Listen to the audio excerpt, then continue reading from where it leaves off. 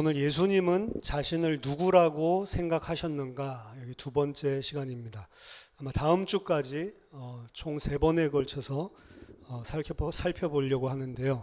지난 시간에 살펴봤던 것은 예수님은 공공연히 자신을 선지자로 인식을 했고, 그리고 자신이 선지자의 위치에 서 있다는 사실을 인식하고 가르치셨습니다.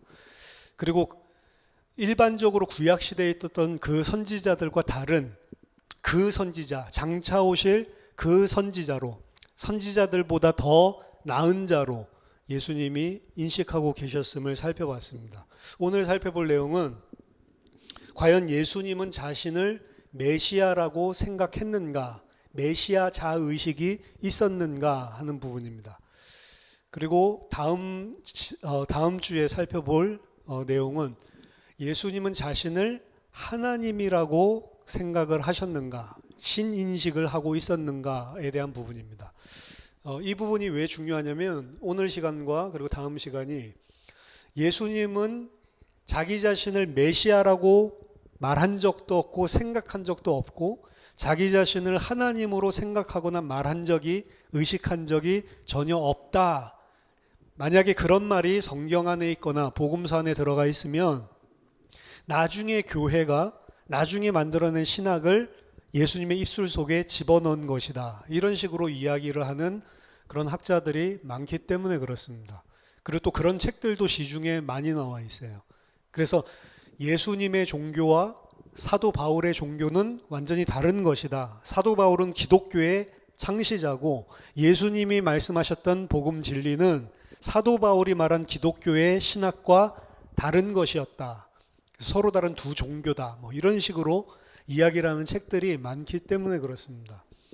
그래서 예수님은 자기 자신을 메시아로 인식한 것이 나중에 교회에서 메시아가 아니라 그냥 일반 사람이었는데 메시아로 어느 순간인가 탈바꿈을 한 것인가, 나중에 교회에서 주장하는 주장에 불과한 것인가, 이 부분을 살펴보는 것은 굉장히 어떻게 보면 예수님이 메시아고 예수님이 그리스도다라고 하는 것은 어떻게 보면 복음 진리의 핵심적인 요소이기 때문에 이 부분을 정말로 예수님 자신도 그렇게 인식하셨고, 그리고 그렇게 말씀을 하셨는지 안 하셨는지, 바울이 이걸 지어낸 것인지, 이걸 보는 것은 굉장히 중요한 이슈겠죠, 어떻게 보면.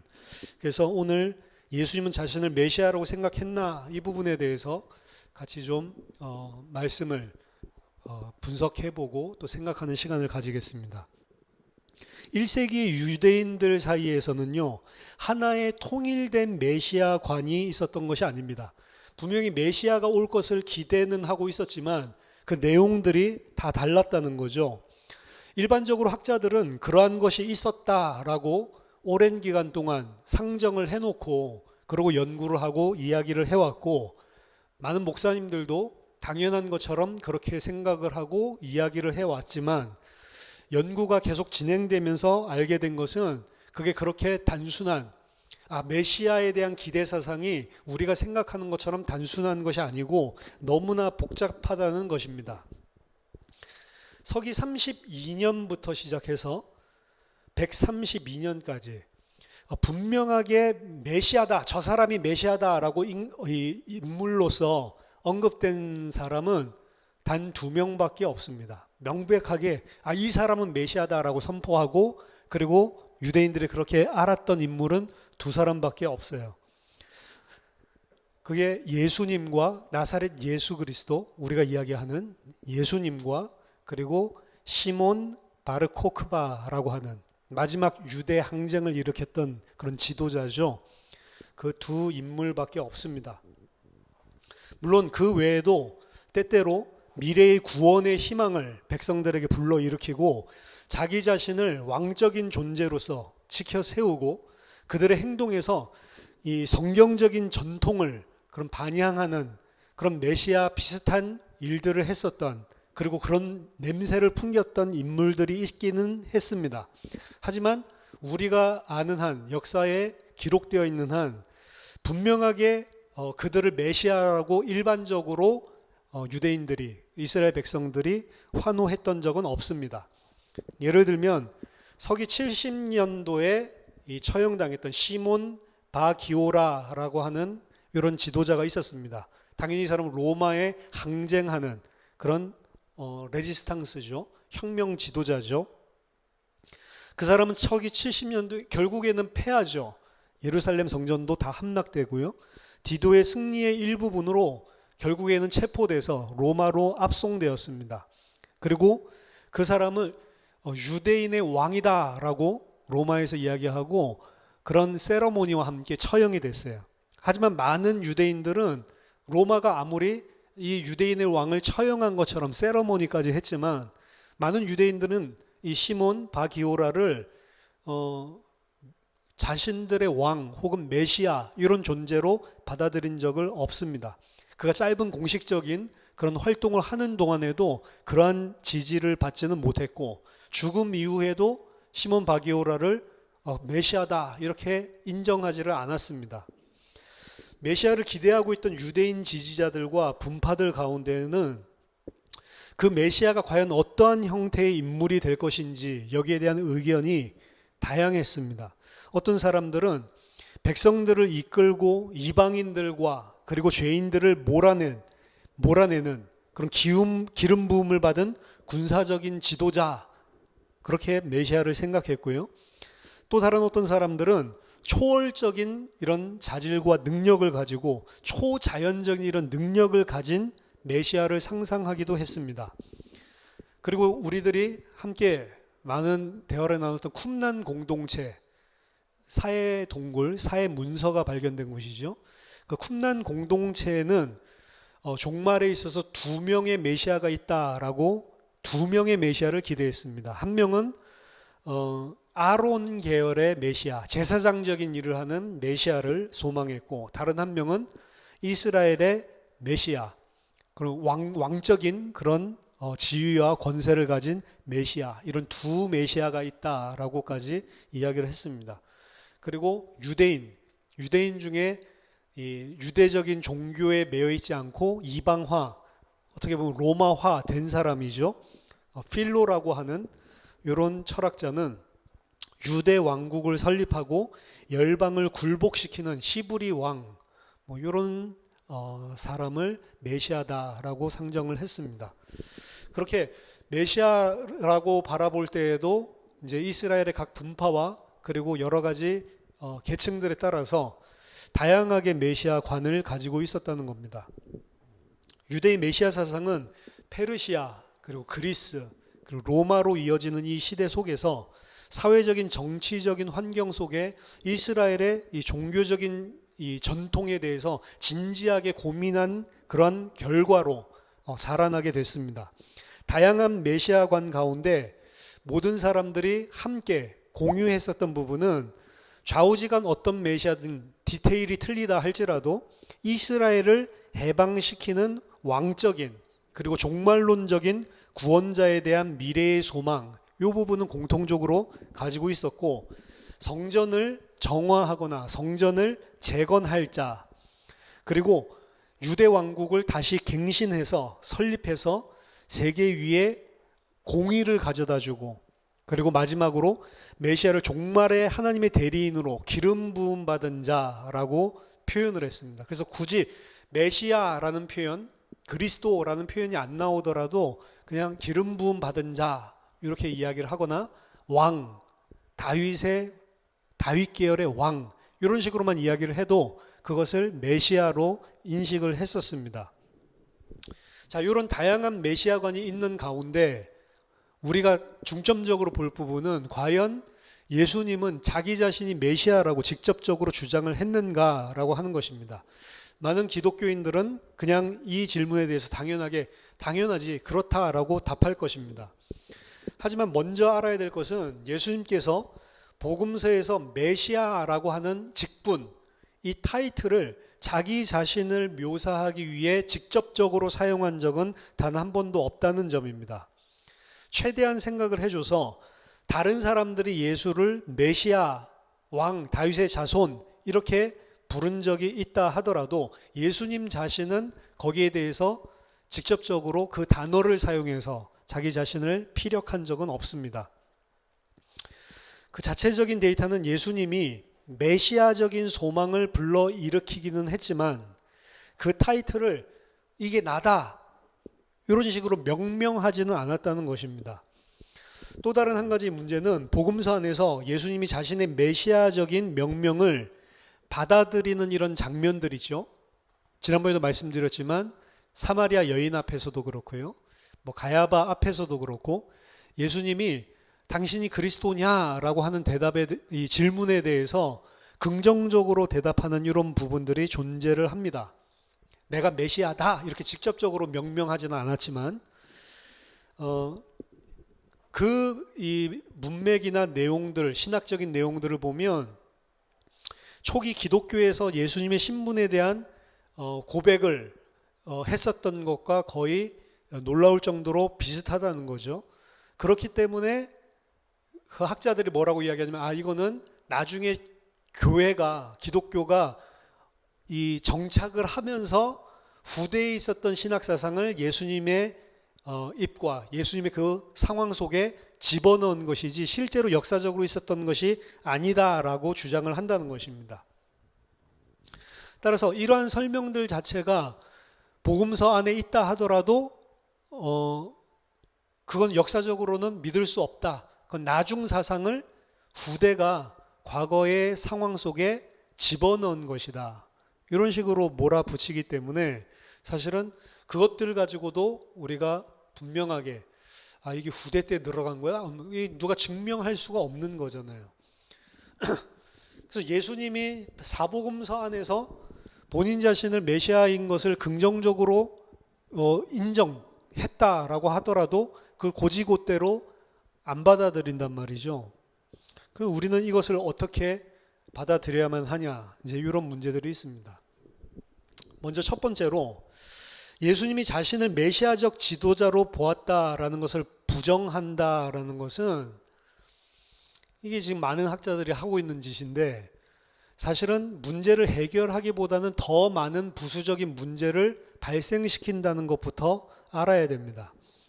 우리는 만약 예수님이 그렇게 보지 않았다면 그가 메시아를 흉내내는 자로서 메시아인 척하는 그런 거짓말하는 자로서 십자가 처형을 당했다라고 밖에 볼 수가 없을 수도 있고 애초에 어떻게 메시아적인 믿음을 가지고 있는 교회가 초대교회에 왜 일어났는가 이러한 부분들에 대한 답도 할 수가 없어요. 그리고 왜 복음서 기자들이 과거에 있었던 역사적인 사실을 왜곡시키면서까지 그 예수님이 메시아 인식이 있었다라고 하는 것을 집어넣는데 그런 것들을 집어넣을 때 왜 불분명하게 집어넣어서 마치 예수님이 메시아인 척하고 처형당하는 것처럼 끝을 맺게 되는 그런 식으로 이야기들을 집어넣냐 이런 부분들에 대해서는 답을 할 수가 없는 것입니다. 한 가지 오래된 이런 부분들에 대한 설명은 초대교회는 왜 그럼 예수가 메시아라고 생각을 하게 됐냐라고 하는 게 예수님은 부활했기 때문에 그 부활이 예수가 메시아인 증거다라는 식으로 많이 이야기를 해왔습니다. 만약 하나님이 그를 죽은 자 가운데서 다시 살리셨으면 그는 분명히 메시아다. 예수님의 부활 자체가 메시아라는 확증이다. 이런 식으로 많이 이야기를 했는데요. 부활과 메시아 이게 동등화될 수 있는가? 이 부분에 대해서는 사실은 부정적입니다. 예를 들면 세례 요한이 순교를 했죠. 세례 요한이 순교한 이후에 복음서에서도 등장합니다. 어떤 사람들은 예수가 하시는 일들을 보고 세례 요한이 다시 살아서 예수의 모습으로 돌아왔다라고 주장하기까지 했습니다. 그래서 세례 요한이 부활한 것이 예수님이다. 그럼 세례 요한이 예수님으로 부활했기 때문에 세례 요한을 메시아라고 생각했던 사람이 단 한 사람이라도 있냐? 그런 사람들은 하나도 없다는 거겠죠. 따라서 예수님의 부활 사건은요, 예수님이 바로 메시아다라고 하는 믿음을 촉진시키는 역할을 했을 수는 있지만 예수님이 부활했기 때문에 메시아다라고 하는 똑같은 동격으로는 사실은 성립시키지 않는 것이 그때 상황이었습니다. 부활 자체가 예수님이 메시아인 것을 입증하지는 않는다. 그래서 이제 복잡한 것입니다. 그럼 무엇을 가지고 우리는 예수님이 메시아라고 이야기를 하는가? 예수님은 전혀 그런 의도도 없고 그런 말을 하지도 않았는데 후대가 만들어낸 것인가? 지난번에 잠깐 말씀드렸지만 독일의 윌리엄 브레데, 독일식으로는 빌리암 브레데겠죠. 빌리암 브레데의 주장에 의한다면 마가복음에서 메시아적인 믿음의 기원을 설명하기 위해서 소위 메시아적 비밀, 메시아적 은밀 이론을 주장했습니다. 메시아닉 시크릿이라고 이야기하는데요. 마가복음 안에서 예수님은 그의 제자들이나 그가 치유했던 사람들에게 나가서 누구에게도 이 말을 하지 말라라고 말하는 것이 지속적으로 등장하고 있는 것을 주목했습니다. 또한 이 장면은 베드로가 주는 그리스도시요 살아계신 하나님의 아들이십니다 라고 직접적으로 예수를 메시아로 고백했었던 장면에서 또한 같이 등장을 했습니다. 따라서 브레데와 브레데의 이론을 따르는 그 동류의 학자들은 이 속에서 착안해서 메시아적 은닉이라고 하는 이론을 만들어냈어요. 그 메시아적 은닉이라고 하는 것은 문학적인 픽션이라는 것입니다. 역사적인 근거가 없는 것이고 문학적인 픽션으로 후대의 교회들이 만들어 놓은 것이다. 그럼 왜 후대의 교회들이 그런 것들을 만들어 놓냐? 애초에 교회가 뿌리 내리기 전에, 온전히 확립되기 전에 예수님을 따랐던 초기의 제자들이나 예수님 주변에 있던 사람들은 단 한 번도 예수님이 자신이 메시아다라는 언급을 한 것을 들은 적이 없다는 거예요. 그렇기 때문에 예수님이 메시아가 맞으면 왜 예수님 살아계실 동안에 우리는 예수님이 메시아라는 것을 그분으로부터나 혹은 그 제자들로부터 단 한 번도 언급을 받은 적이 없냐? 그건 너희들이 나중에 그냥 지어낸 거 아니냐? 이제 이런 식으로 이야기하는 사람들이 있었다는 거죠. 그럼 그런 사람들을 설복하기 위해서 그것이 외부에 그렇게 알려지지 않은 것은 예수님이 가까이 있는 제자들에게 이 이야기는 절대로 하지 말라라고 생전에 이야기했었기 때문에 그래서 우리가 이야기를 어떤 시간표가 올 때까지 하지 않았던 것이다. 그런 주장을 집어넣기 위해서 후대의 교회가 복음서에다가 끼워 넣었다는 겁니다. 이벤젤리스트, 복음 기자들이 거기에다 그런 거짓 픽션들을 첨부했다는 거죠. 하지만 이 메시아닉 은닉 이론에서 가장 중대한 문제점은 마가복음에서도 그렇고요. 예수님이 나가서 말하지 말라라고 이야기를 했을 때 치유받은 사람들이나 그 대상자들이 나가서 이야기를 안 했냐? 복음서에 보면 예수님은 이야기하지 말라라고 이야기했는데 나가서 이 사람들은 온 동네 사방에 떠들고 다녀서 많은 사람들이 예수님 앞에 몰려들었다는 사실 또한 기록되고 있다는 점입니다. 메시아라고 말하지 말라, 그 일을 말하지 말라라고 이야기를 했을 때 이 사람들이 말을 안 한 게 아니고 말하지 말라라고 했는데도 불구하고 이 가슴 속에서 터져 나왔겠죠. 막 말하고 다녀가지고 많은 무리들이 예수님께 몰려들었다라고 하는 것입니다. 또 한 가지는 이 나가서 아무에게도 말하지 말라 이 메시아적 은밀 그 비밀 사건, 이 사람들이 드러내는 이 본문들은 사실은 예수님이 메시아다라고 하는 사실이랑 상관없는 사건들도 많았습니다. 예를 들면 예수님께서 치유하시고 그리고 이 사실을 알리지 말라 사람들에게 이렇게 이야기하셨지 예수님이 메시아다라고 하는 사실을 알리지 말라 이런 식으로 말하지 않았다는 거죠. 또한 이 사실들 자신이 메시아인 것을 은닉하려고 했다라고 한다면 사실은 그 후기에 이런 픽션을 집어넣은 자들이 주도 면밀하지 못한 것 같습니다. 왜냐하면 예수님을 다윗의 자손으로 부르는 장면이나 마가복음 10장에 예수님의 예루살렘 입성하시는 장면 마가복음 11장 그리고 예수님께서 다윗과 다윗의 주에 대한 수수께끼 같은 그런 발언을 하신 마가복음 12장의 내용 이런 이야기들 사실은 메시아 사상과 굉장히 관련이 있는 직접적인 관련이 있는 그런 사건들인데 정작 그런 메시아적인 이야기들 속에서는 이러한 경고가 주어지지 않는 경우들이 또 존재를 한다는 거죠.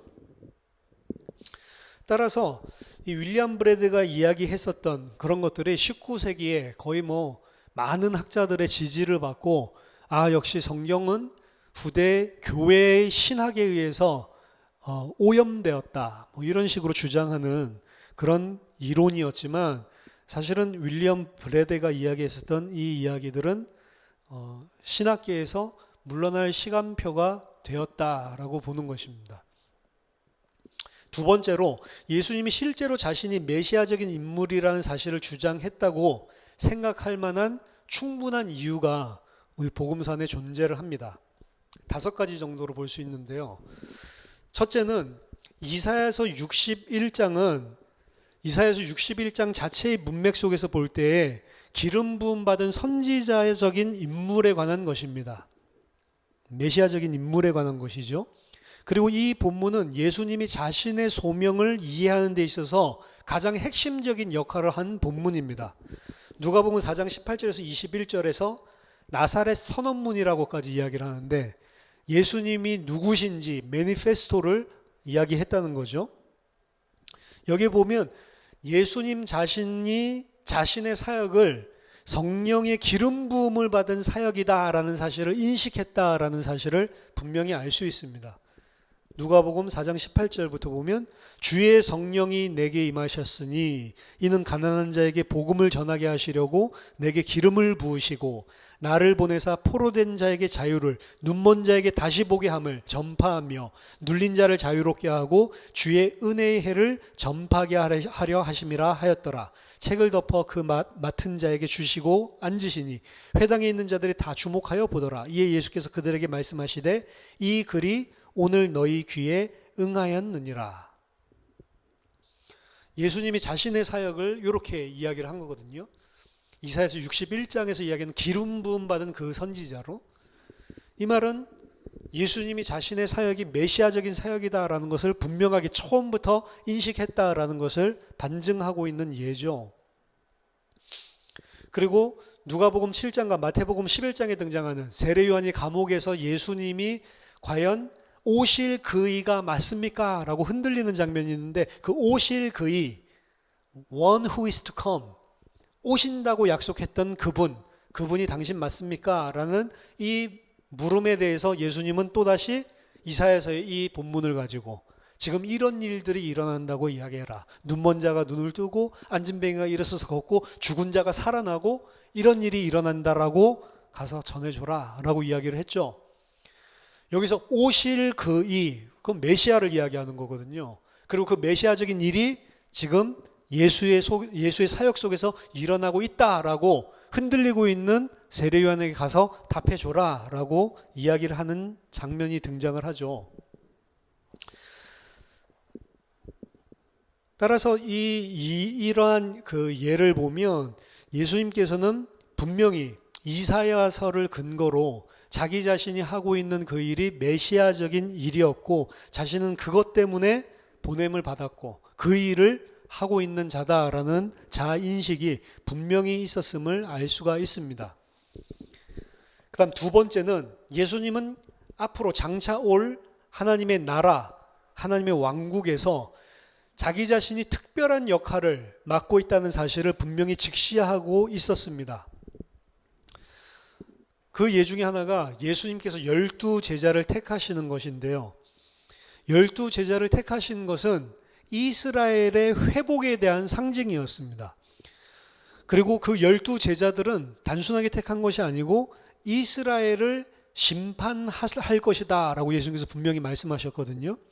예수님이 그 일을 이루고 있었음을 분명히 믿고 있었다는 사실을 시사하는 것입니다. 근데 그 12를 택하시고 그 12이 회복된 이스라엘이고, 그 회복된 이스라엘이 마지막 때에 심판을 하는 그 자리에 서게 될 것을 이야기를 하셨지만, 정작 예수님은 그 부름받은 12명 가운데 자기 자신을 두지 않으셨어요. 그 12자의 지도자로, 그 12자들에게 명령을 하는 자로 더 위에 서 있음을 본인이 인식을 했습니다. 누가복음 22장 28절에서 30절 보면 너희는 나의 모든 시험 중에 항상 나와 함께한 자들인즉 내 아버지께서 나라를 내게 맡기신 것과 같이 나도 너희에게 맡겨 너희로 내 나라에 있어 내 상에서 먹고 마시며 또는 보좌에 앉아 이스라엘 12지파를 다스리게 하려 하노라. 이것은 예수님이 그 자신을 회복된 하나님의 백성의 왕적인 지도자로 미래의 하나님 나라의 왕으로 간주했다는 것을 알 수 있습니다.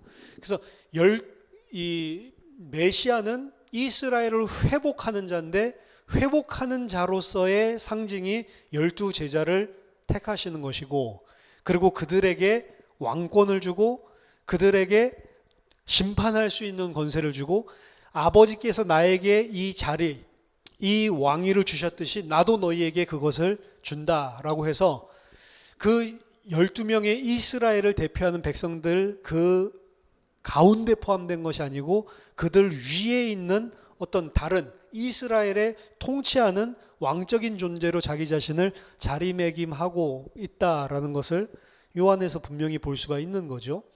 이 속에서도 예수님은 이스라엘을 회복할, 그리고 하나님으로부터 그 왕국을 완성하고 그 왕위를 받을 메시아적인 역할을 감당하고 있다라는 사실을 인식하고 있었다라고 볼 수가 있는 거죠.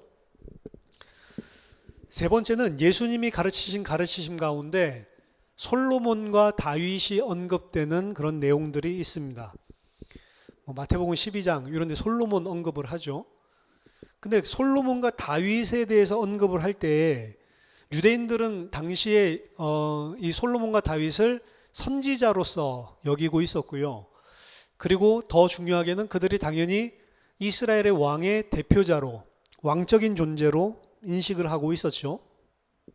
그래서 예수님의 사역을 솔로몬과 다윗과 비교해서 이야기를 하는 것은 다윗과 솔로몬을 그때 당시에 유대인들이 봤었던 선지자적인 그런 역할을 예수님이 하고 있다라는 것도 인식을 하고 계셨음을 분명히 나타내는 것이고, 또 하나는 왕적인 존재로 자기 자신의 사역을 인식하고 있었다라는 것도 알 수가 있습니다. 하지만 솔로몬과 다윗을 언급할 때 예수님은 단순하게 내가 솔로몬과 다윗과 같이 왕이다 이런 식으로 말을 하지 않고 솔로몬보다 내가 더 큰 자라고 표현을 했고 다윗보다도 더 큰 자로서 표현을 했어요. 어디 나와 있냐면 다윗이 성전에 들어가서 진설병을 먹은 그 이야기를 하면서 그 다윗보다도 더 큰 자로서의 권위를 가지고 인자는 다윗과 비교되지 않는 안식일의 주인이다 라는 식으로 이야기를 하거든요. 한갓 다윗 왕이 제사장의 그 제사장만 접할 수 있는 진설병을 범한 것도 용서해 줬는데 성전의 실체이고 안식일의 주인인 나에게 너희들이 그것을 가지고 비난할 수 있냐라는 식으로 이야기를 하는 거죠. 따라서 예수님은 솔로몬보다 그리고 다윗보다 더 큰 자라고 자기 자신을 인식했습니다. 그럼 그들의 선지자직, 그들의 왕직보다 더 큰 선지자, 더 큰 왕이다 자기 자신이, 이런 식으로 인식하고 있었음이 그 말씀을 통해서 분명히 등장을 하는 거죠. 또 네 번째는 예수님의 마지막 주간, 마지막 패션 위크라고 하죠. 고난 주간. 예수님의 마지막 주간 모든 일들은 명백하게 메시아적인 그런 행보였습니다. 예수님은 예루살렘 승리에 입성을 하실 때 의도적으로 스가랴서 9장에 있는 그 말씀 그대로 나귀를 타고 입성을 하시거든요. 이거는 예수님만 그렇게 한 게 아니에요. 예수님 이전에 있었던 그 유다 마카비 아시죠? 마카비 혁명. 주다스 마카비 또한 스가랴서 9장에 근거해서 자신이 예루살렘에서 로마를 이기고 성전을 회복했을 때, 성전을 정화했을 때, 그때 자기 자신이 왕적인 존재로 스가랴서 9장에서 이야기하고 있는 이스라엘을 통치할 자로 하나님께서 세우신 그런 왕이다라고 하는 그런 입장에서 예루살렘의 승리에 행진을 합니다. 그 모습을 사실은 상기시키는, 왕적인 권세를 하나님이 주셨다라는 것을 상기시키는 그런 방식으로 주다스 마카비가 들어오는데, 예수님의 예루살렘 입성 또한 그것을 반영한 것이죠. 예수님께서 나귀를 타고 들어오시고 호산나 다윗의 자손이여 라고 이야기하고 있는 이런 장면은, 그래서 예수님이 바로 하나님이 성전을 회복하고 이스라엘 백성을 회복하기 위해 세우신 기름 부음 받은 왕, 요거를 명백하게 보여주는, 암시하는 방식으로 예루살렘으로 입성하시는 장면을 보여주고 있습니다. 또한 이것은 예수님이 성전을 다시 짓겠다라고 선언하시는 그 말씀 장면에서도 엿볼 수가 있는 것입니다. 성전을 다시 세우겠다. 너희들 헐어버려라. 내가 성전을 3일 만에 다시 세우겠다라고 이야기하는 것은 단순하게 성전을 3일 만에 다시 세울게 이야기가 아니고, 그 성전을 온전히 재건하는 일 자체가 메시아적인 사역이고 종말에 일어날 일이란 말이죠. 또한 예수님은 서기관들과 함께 여러 주제에 대해서 같이 토론을 하시고 논쟁을 하셨는데, 그것 중에 하나는 메시아가 다윗의 자손이라고 성경에서 이야기하는데, 왜 또 어떤 본문에서는 다윗이 그 자기의 자손인, 자신의 후손인 메시아를 나의 주라고 고백하는 장면이 있냐? 어떻게 그가 후손이면서 동시에 다윗의 주가 될 수 있는가라고 하는 이런 내용이 있죠. 그런 내용도 포함되어 있습니다. 그 이야기를 하실 때에도 사실은 자기 자신에 대한 신분을 이야기하는 그런 맥락들 속에서 사실은 예수님이 누군지를 인식하고 있었음을 보여줄 수 있는 그런 대목이었단 말이죠. 그리고 마지막 만찬에서 예수님은 자기 자신을 스가랴서에서 이야기하고 있는 대속적인 죽음, 이스라엘을 위해 대속적으로 죽는 죽음을 통해서 그의 백성을 환난에서 건져내기 위해 대신하여 침을 당하는 그런 목자라고 분명히 언급을 하십니다. 스가랴서 13장 7절에 만군의 여호와가 말하노라, 가라 깨어서 내 목자 내 짝된 자를 치라. 목자를 치면 양이 흩어지려니와 작은 자들 위에는 내가 내 손을 들이우리라. 이게 스가랴서 13장의 메시아적인 예언인데, 마가복음 14장 27절에 예수께서 제자들에게 이르시되 너희가 다 나를 버리리라. 왜냐? 이는 기록된 바 내가 목자를 치리니 양들이 흩어지리라 하였음이니라. 따라서 스가랴서 13장에 그 침을 당하는 그 목자가 자기 자신이었다라고 하는 것을 분명하게 언급을 하고 있는 거죠. 그리고 예수님은 가야바 앞에서 마지막 신문을 당하는데요. 지금 이런 것들이 전부 다 그 예수님이 예루살렘에 입성한 마지막 주간에 며칠 동안 일어난 일들입니다. 그러니까 엄청나게 마지막 주간에, 사실은 사복음서 보면 그 마지막 주간은 기간적으로 따지면 일주일밖에 되지 않는데 복음서의 분량으로는 3분의 2를 차지하는 내용이고요. 그 3분의 2가 되는 그 짧은 시간 동안에 예수님은 반복적으로 여러 가지를 통해서 내가 바로 메시아적인 그 일을 하기 위해서 왔다라고 하는 사실을 분명하게 인식하고 제자들에게 깨우치게 하려고 예수님이 모든 움직임을 다 움직이셨다는 거죠. 가야바 앞에서도 신문을 당하죠. 그때 예수님은 성전과 관련된 그의 의도에 대해서도 조사를 받습니다. 여기서는 이제 단도직입적으로 네가 그리스도냐라고 아예 물어보죠. 마가복음 14장 61절, 침묵하고 아무 대답도 하지 아니하시거늘 대제사장이 다시 물어 이르되 네가 찬송받을 이의 아들 그리스도냐? 예수께서 이르시되 내가 그니라. 인자가 권능자의 우편에 앉은 것과 하늘 구름을 타고 오는 것을 너희가 보리라. 그래서 내가 그니라, 그것도 I am, 그렇죠? 이것도 하나님을 뜻하는 것인데 I am 이라고 이야기하시면서 인자가 권능자의 우편에 앉은 것과 하늘 구름을 타고 오는 것을 네가 보리라. 시편 110편 1절과 다니엘서 7장 13절에 근거해서 내가 메시아다라는 긍정적인 답을 하고 있는 것이죠. 따라서 그 패션 위크, 예수님의 고난주간, 마지막 주간에 있었던 모든 일련들의 사건들은 전부 다 예수님 뭐를 가르치려고 하시는 거냐면 내가 바로 보내신다고 한 그 메시아적인 사역을 감당하는 자로 온 것이다 라는 것을 깨우치기 위한 사건들을, 일련의 사건들을 통해서 계속 반복적으로 예수님이 이야기를 하고 있습니다. 그럼 예수님은 내가 그다, 내가 그리스도다 라고 딱 말했으면 좋겠는데 그렇게 말은 안 했지만, 다니엘서나 그리고 시편이나 이런 것들을 통틀어서 자기 자신이 바로 메시아다라고, 메시아적인 그 사역을 하는 자다라고 하는 것을 계속해서 반복적으로 강조를 하신 것들을 볼 수 있다는 것입니다. 다섯 번째, 마지막으로 예수님은 자칭 유대인의 왕이요. 그 말은 무슨, 자칭 메시아다라고 하는 그 기소로 인해서 처형을 당하십니다. 그래서 그의 머리 위에 명패가 쓰여지죠. 명패 뭐 세 가지 언어로, 뭐 헬라어로, 뭐 아람어로, 로마어로, 로마의 십자가 처형의 관행에 의하면 그 명패에는 그 죄명이 쓰여지는데, 그 죄명이 뭐냐? 유대인의 왕이라고 적혀 있었습니다. 모든 사복음서는 사실은 이 사실을 강조하고 있거든요. 모든 사복음서에서는 예수님 십자가 처형당할 때 그 명패가 있었고, 그 명패에는 그 죄목이 뭐냐? 예수가 유대인의 왕이다. 그러니까 유대인들이 그걸 보고 뭐라고 그래요? 유대인의 왕이기 때문에 죽는 게 아니고 자칭 유대인의 왕이라고 써야 됩니다. 이렇게까지 이야기를 하죠.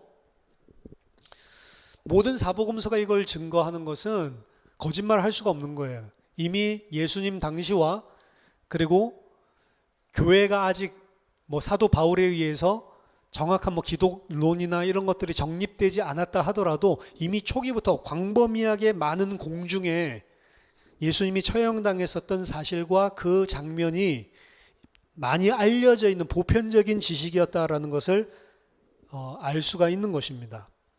이것까지도 나중에 기독교인들이 거짓말로 역사적인 사실을 왜곡시켜서 붙여냈다라는 것은 거의 불가능한 것이고 가능성이 없습니다. 더더군다나 그런 수치스러운 죽음에다가 유대인의 왕이라고 이런 것들을 꾸며내서 적었다. 거의 불가능한 그런 픽션이죠.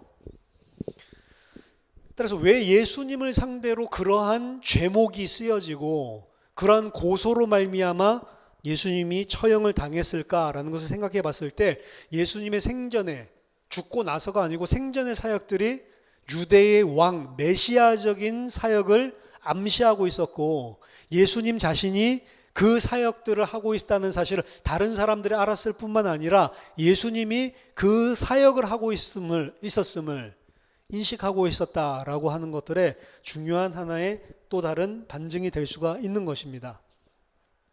따라서 데일 앨리슨이 말했는데요, 로마인들은 아마도 예수님을 유대인의 왕으로서 십자가에 못 박았을 것이다. 왜냐하면 예수님은 그 조롱하는 명칭을 생전에 멀리하지 않았을 것이기 때문이다 라고 이야기를 합니다.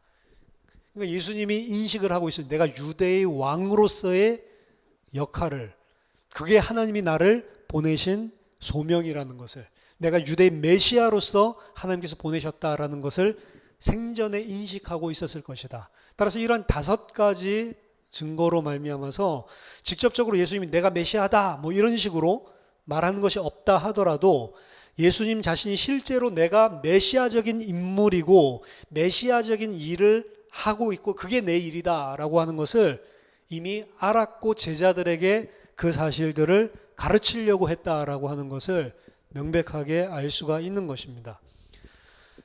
초대교회에서 예수가 메시아다라고 이야기하는 것은 아무것도 없는 상태에서, 진공 상태에서 그냥 툭 그들이 만들어낸 그런 가상의 이야기로 탄생한 것이 절대로 아닙니다.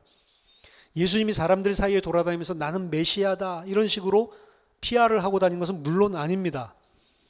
하지만 여전히 로마 시대의 팔레스타인에서 하나님의 나라를 주장하고 다니는 어떤 사람이 있다라고 한다면, 이스라엘의 회복의 날이 가까웠다라고 선포하고 다니는 어떤 사람이 있다라고 한다면, 또 그 사람이 자기 자신은 다윗보다, 솔로몬보다 더 큰 이다라고 다윗과 솔로몬과 자기 자신을 비교해서 자기 자신을 이야기하고 있다면, 또한 그 사람이 예루살렘에 나귀를 타고 입성하면서 사람들이 호산나 다윗의 자손이여 찬송을 하고 환호를 하고 그것을 제지하지 않고 그것을 그대로 받아들이고 있는 그 어떤 사람이 있다라고 한다면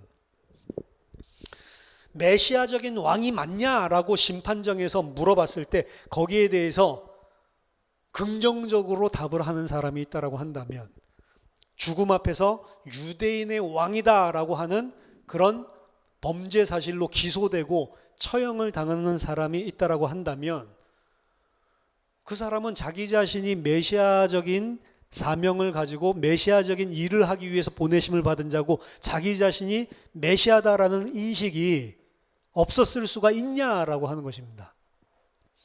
1세기 상황에서 그럴 수가 없다는 거죠. 따라서 예수님은 분명히 인식을 하고 있었고 인식을 하는 정도가 아니고 의도적으로 자신이 메시아적인 역할을 하고 있다라는 사실을 보여줬고 실제로 메시아적인 역할을 감당을 하셨다라는 것을 복음서에서 통해서 알 수가 있습니다. 그리고 이것이 바로 초대교회가 하나님 나라 운동을 하면서 예수님을 메시아로 인식하고 메시아적 지도자로 경배하기 시작한 이유입니다. 아무것도 없는데 그렇게 나온 것이 아니라는 거죠. 물론 예수님이 부활이 없었다라고 한다면 그의 제자들은 더 이상 확신을 가지지 못했었을지도 모릅니다. 하지만 마찬가지로 부활 자체가 예수님이 메시아다라는 것을 1세기에서는 증명하지 않습니다. 예수님의 사역 배경이 오히려 진짜 모티브가 됐다는 것입니다. 예수님이 죽기 전부터 가르치시고 행하셨던 그 일들, 그 내용들이 부활로 말미암아서 그 의미가 역사적으로 제자들과 교회들에게 들어가기 시작했다는 거죠. 누가복음의 신학에서 예수님의 탄생에 대해서 이야기하고 있는 장면을 그래서 오늘날 이 베들레헴 땅에 그리스도 주가 나셨느니라 라고 선포하는 장면을 우리가 누가복음 2장에서 볼 수 있습니다. 그리스도가 나셨고 주가 나셨다. 이건 후대에서 이야기한 것이 아니고 예수님 당시의 사역을 분명하게 함께 보고 목도했었던 제자들이 인식을 하기 시작한 것이고 그리고 예수님의 부활로 말미암아서 더욱더 그 생각이 확신을 가지게 된 것이고 그리고 부어주신 성령을 통해서 예수님이 하신 말씀들을 깨닫게 되면서 초대교회 안에 전통으로 뿌리내리게 된 것이지 없었던 픽션을 예수님은 메시아적인 사역을 한 적도 없고 그럴 의도도 없었고 메시아라고 하는 인식 자체는 아예 없었는데 그냥 후대들이 신격화시키기 위해서 만들어낸 것은 아니라는 거죠. 자, 여기에서 우리는 또 한 가지 질문을 하게 됩니다. 오늘날 다윗의 동네에 구세주가 나셨으니 그는 주요 그리스도다. 메시아요 주가 나셨다라고 하는데 메시아에 대한 것은 오늘 살펴봤는데 다른 한 가지는 주에 대한 것입니다. 누가가 주, 예수를 주라고 이야기를 하고 있을 때 그 주는 과연 어떤 것을 의미하는가? 메시아와 그 주라고 하는 것은 어떤 관계가 있는가? 예수님의 사역, 메시아적인 사역을 분명히 했다고 했는데 그것이 이 주라고 하는 내용과는 어떤 연결이 있는가? 마가복음 12장 35절에서 37절 보면 예수께서 성전에서 가르치실세 대답하여 이르시되 어찌하여 서기관들이 그리스도를 다윗의 자손이라 하느냐? 다윗이 성령에 감동되어 친히 말하되 주께서 내 주께 이르시되 내가 네 원수를 네 발 아래 둘 때까지 내 우편에 앉았으라 하셨도다 하였느니라. 다윗이 그리스도를 주라 하였은즉 어찌 그의 자손이 되겠느냐 하시니 많은 사람들이 즐겁게 듣더라. 여기에도 보면 예수님이 다윗의 자손 메시아를 일컫는 것입니다. 메시아인 동시에 다윗도 고백했죠. 그를 주라고 고백을 했대요. 다윗이기는 하지만 다윗의 자손이기는 하지만 다윗보다 더 나은 자다라고 자발적으로 도발적으로 밝히고 있는 내용인데요. 그럼 다윗보다 어느 정도로 어떤 내용만큼 더 낫다고 하는 것인가? 그게 담긴 게 다윗이 그 자기 후손을 주라고 부른 것이거든요. 자, 메시아. 오늘날 우리는 메시아, 하나님만이 그리스도가 될 수 있다.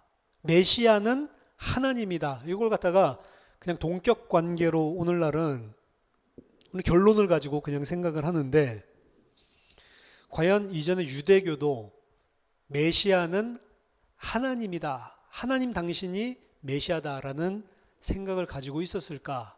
그렇지는 않습니다.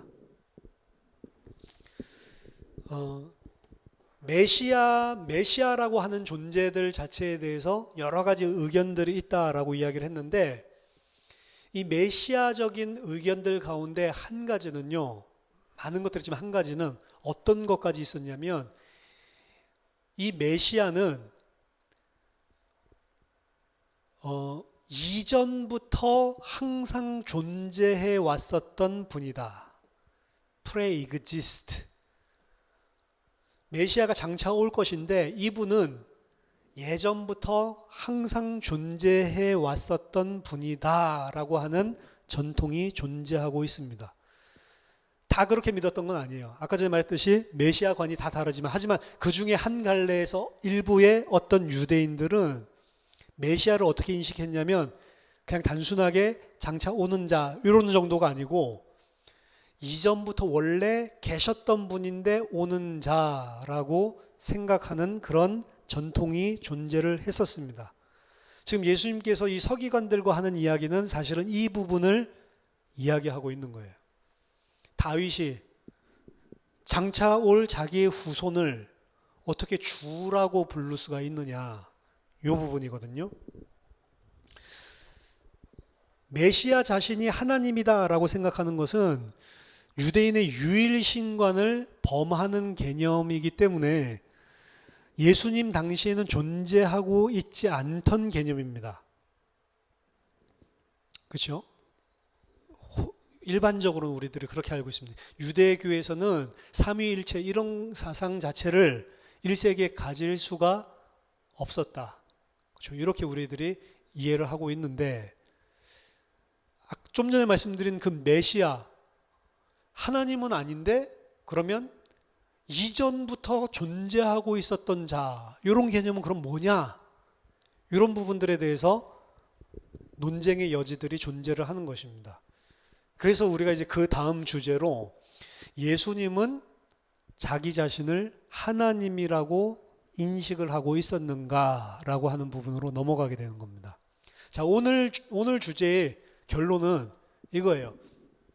많은 학자들, 윌리엄 브래데뿐만이 아니고 많은 학자들은 복음서에서 예수님은 자기 자신을 메시아로 인식하지도 않고 메시아라고 말한 적도 없고, 예수가 메시아라고 하는 것은 나중 후대 교회에서, 교회가 신학이 정립되면서 바울에 의해서 특히 형성된 나중 이론이다, 나중 신학이다, 이런 식으로 주장을 하는데, 오늘 이야기한 결론은 아니다. 예수님의 모든 사역들 자체가 사실은 그 사실을 암시하고 있을 뿐만 아니라 예수님은 그것을 가르치기 위해서 의도적으로 많은 일들을 이미 행하셨다. 그래서 죽고 난 다음에 생긴 신사상이 아니고, 예수님이 십자가에서 죽기 이전에 제자들과 3년 동안 함께 공생애를 하시면서 자기 자신이 메시아적인 사역을 하는 것이고, 그 사실을 이자들이 깨닫게 하기 위한 많은 일들을 하셨다라고 하는 것을 성경을 통해서 우리가 살펴본 것입니다. 여러분들이 혹시나 사람들을 만나면 좀 전에 말했던 사복음서와 바울 서신서를 분리시키려는 사람들을 만날 수가 있어요. 그런 사상들이 굉장히 많습니다. 윌리엄 브래드의 영향을 받았을 뿐만 아니라 그런 사상들이 굉장히 많아요. 근데 여러분들이 그 부분들에 대해서 사복음서든 그리고 바울 서신이든 서신서든 이야기하는 것들이 전부 다 똑같은 이야기들을 하고 있다. 나중에 만들어낸 어떤 것이 아니다. 사복음서 다르고 서신서 다르고 그런 것이 아니다. 이 사실을 일단은 명백하게 주지했으면 좋겠습니다. 예수님 자신은 자기 자신의 사역이 메시아적인 사역이고 그 일이 내가 할 소명이다 라고 하는 사실을 분명하게 알았고 의도적으로 성경을 통해서 그리고 자신의 행하시는 말씀과 사역을 통해서 내가 바로 그자다라는 사실을 제자들에게 깨닫게 하기 위해서 어떻게 보면 애를 썼다라고 보는 표현이 훨씬 더 옳습니다. 저와 여러분들이 하여튼 지식의 홍수의 시대입니다. 여러 가지 우리가 가지고 있는 믿음 자체를 부정하기 위해서 여러 가지 증거들과 그리고 여러 가지 이론들을 가지고 혼탁해 하는 세상 속에 살고 있습니다. 흔들리지 않고 말씀과 진리에 든든하게 뿌리 내리는 그런 데에 유익한 시간이 됐으면 좋겠습니다. 다음 시간에는 예수님은 자신을 하나님으로 인식하셨는가 이 부분에 대해서 같이 살펴보도록 하겠습니다. 기도하겠습니다. 하나님, 지식이 홍수를 이루고 오히려 그 지식들을 통해서 하나님을 모르게 되는, 예수가 누군지 모르게 되는 그런 비진리의 시대 속에 저희들이 살고 있는데, 저희들에게 바른 말씀과 진리를 알 수 있는 기준과 그리고 든든한 뿌리가 하나님 내려지게 하셔서 어떠한 세간의 거짓과 미혹에도 속지 않고 진리의 말씀으로 간직하고 믿음을 가진 주의 백성들 될 수 있도록 이 시간을 축복해 주시옵소서. 예수 그리스도 이름으로 기도하옵나이다. 아멘.